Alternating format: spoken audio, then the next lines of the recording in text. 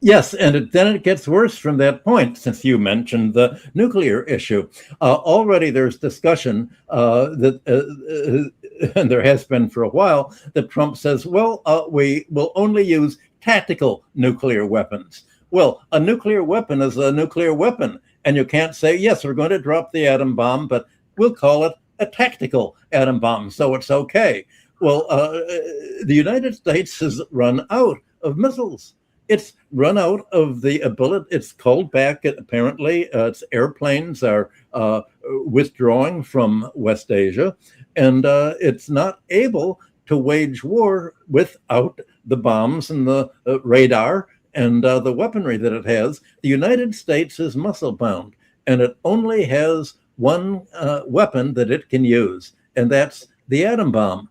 So it's called this, well, tactical. This is a nice nuclear weapon. It's a soft, and and we're not going to use more than 5 or 6 to begin with. Well, you can imagine what this is going to do to the world, and this is what Trump is threatening. And other countries are not saying, this draws the line. This is where we're going to have a response. I think other countries are as stunned as the stock market and bond market is. They think this is something so off the charts that they all they can do is wring their hands, and nobody seems to be putting in place a alternative response.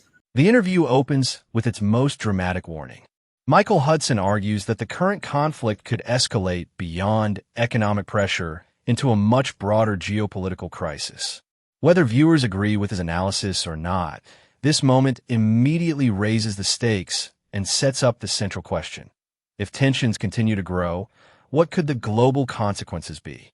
Well, the trade is being blocked, and the discussions that Iran is a part of, talking about the resumption of trade, is what will happen when the United States permits trade to occur again. Trump and Bessent have been very clear. No, there is not going to be any permission of Iran to export all of the oil that's sitting in Iran's many tankers willing to be exported. There's not going to be any trade through the Strait of Hormuz.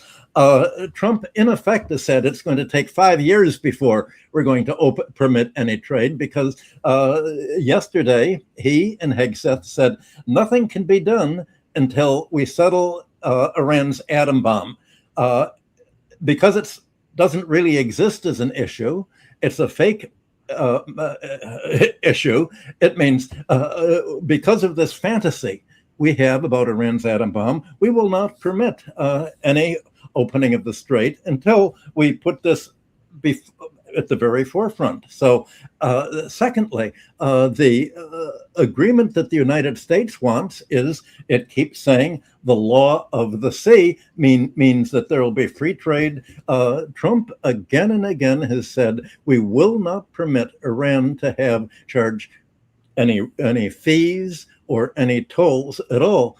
Trump has said, we ultimately want to collect the tolls for ourselves. And so, of course, if we're going to collect the tolls on OPEC trade to compensate America for all of the cost of our war against Iran, then we can't permit Iran to have any. So the negotiations that Iran is making with Oman for how we're going to ultimately reestablish trade through the Persian Gulf are not the kind of negotiations that America is talking about, where it's not really a negotiation. We're going to insist as a precondition unconditional surrender by Iran. So I think you're going to find the oil trade is going to continue not to take place. Well, this is what Iran has been thinking of all this time. It says, well, as long as there is no trade in oil, we are setting the stage for the largest economic and financial depression since the Great Depression. Hudson begins with the foundation of his argument. He claims that disruptions to major oil shipping routes could trigger far-reaching economic effects. In his view, the issue isn't just the price of oil, it's the ripple effect on global trade, inflation, and financial stability. What's going to happen is that as the depression goes on, and as the foreign exchange of Japan, global South countries, Asian countries, all countries are going to have a similar problem of having to borrow from the United States. The United States is going to be holding a huge debt claim of bonds on these countries. The first test example of what Hegseth has done of what Besant has done with Japan was done with the Arab Emirates when they needed money. Now that they're not getting any oil exports as a result of the oil war. Well, at some point, let's look forward. The depression is going to lead to economic shutdowns and collapse, a cutback of production, unemployment, government budget deficits to pay for unemployment and to subsidize the households that need electricity to light their homes and fuel to heat them. All of this, let's look at a year forward. The other countries will have run up huge debt to the United States, all to pay for the increasing oil prices that result from the shortages that are being created, and expanded week after week, and now probably month after month of the shutdown of trade. Well, at the end, what's the moral solution to all this? The moral solution is, other countries already have said that with Israel and the United States, which have waged war on Iran, are the two most unpopular countries in the world, they can say, well, it's true, the Treasury is holding all of our bonds as collateral for the money that they've lent us so that we can pay for the costs that America has cost us to entail because of the oil war. America is really responsible for these costs. It should bear the cost. We're annulling these debts. The discussion shifts from energy to finance. Hudson argues that countries facing rising energy costs could accumulate large debts and eventually challenge the legitimacy of those obligations. He presents this as a possible turning point for the international financial system. And you're seeing a similar problem, even in Europe itself is going to have the same problem. Everybody's going to be pressured. Don't pay for this higher priced oil by selling your international reserves that are held in US dollars in the form of treasury bonds, because we don't want interest rates to go up. So just let us lend you the dollars to pay it. Well, okay, I believe they are going to sign these swap agreements, and they will spend the dollars that they borrow to support their currency, to prevent the yen, the euro, other countries' currencies from going down.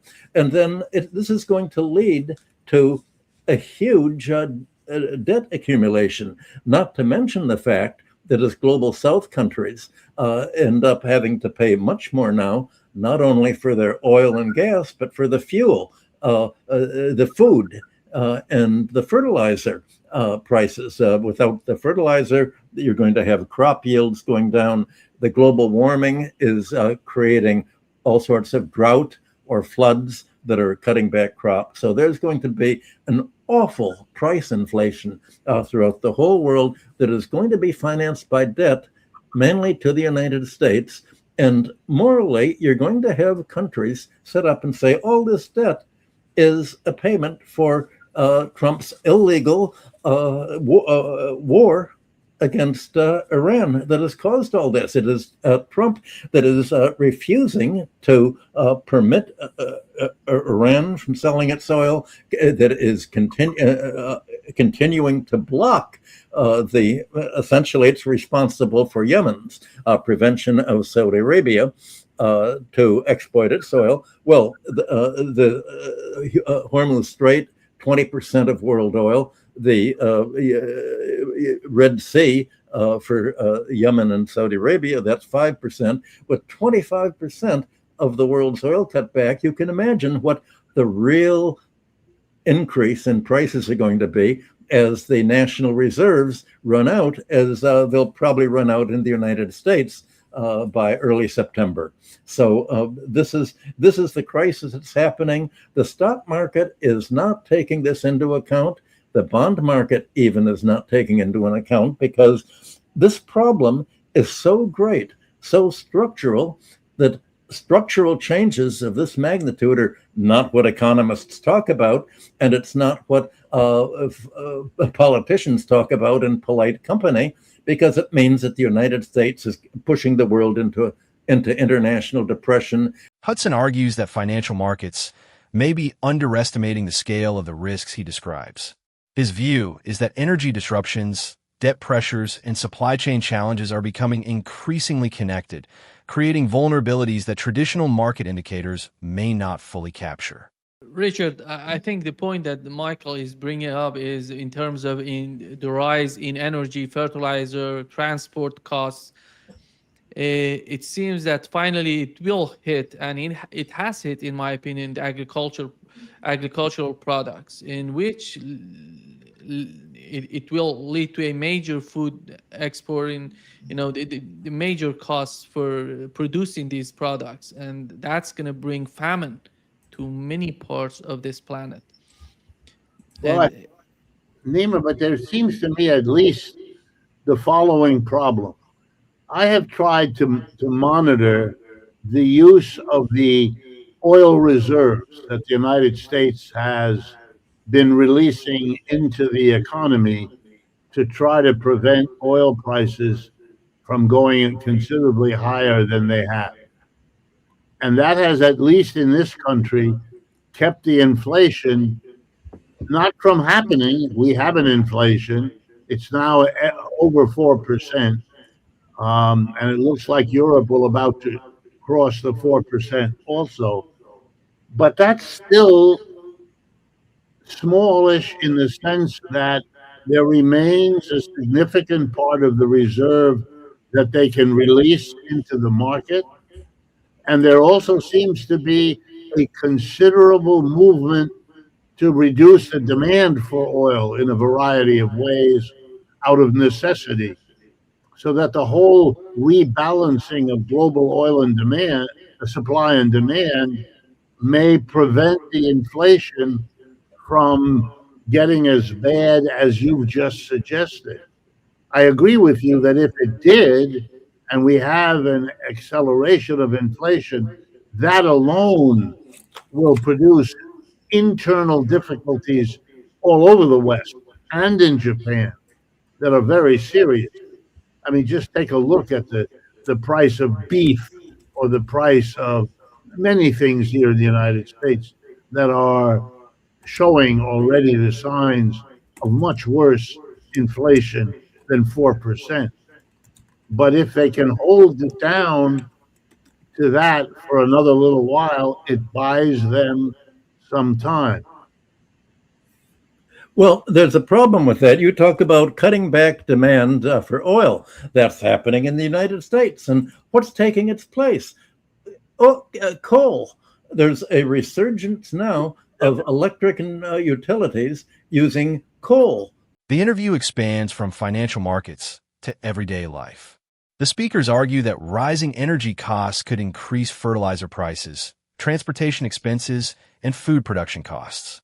Hudson also suggests that long-term economic growth, including future AI infrastructure, depends on reliable and affordable energy. And I would like to add that it's evidence for the decline of the American empire that we talk about a great deal. Because, the sign of an empire that's in secure, good shape is that it has laws of the sea and behavior, that there's a what did they used to call it? Rules-based international order, so that they don't have to enforce it. It's like a police department that understands that community is best, that doesn't need us, that observes the rules of collective behavior without a police department. The more you need a police department, the more you are in trouble. Well, empires, when they decline, when they can't get their needs met with the rules, abandon the rules. That's your sign that the empire is in trouble. Until recently, if there was a boat that you suspected of carrying drugs, we had a mechanism. Either the Navy or the Coast Guard would approach the ship, board the ship, inspect the ship, and if it was found to be carrying illegal drugs or any other contraband, there would be a procedure, tow it to port. They would get lawyers, they would have a trial, they would confront the evidence, and even if they were found guilty, they were given prison sentence. Drug traffic is not a capital crime in the United States.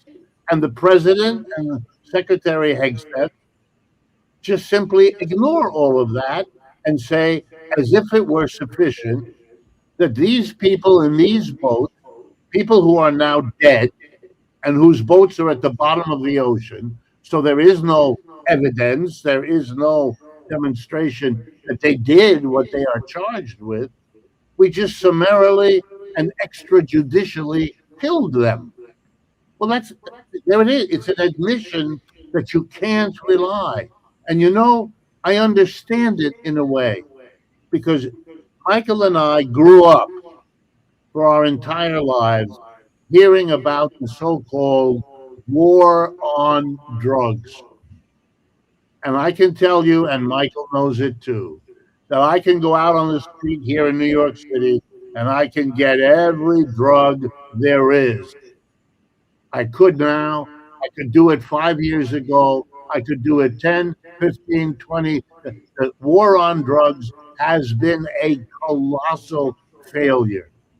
Killing people in boats is an absurd response. The interview ends by stepping back from individual events and looking at the bigger picture.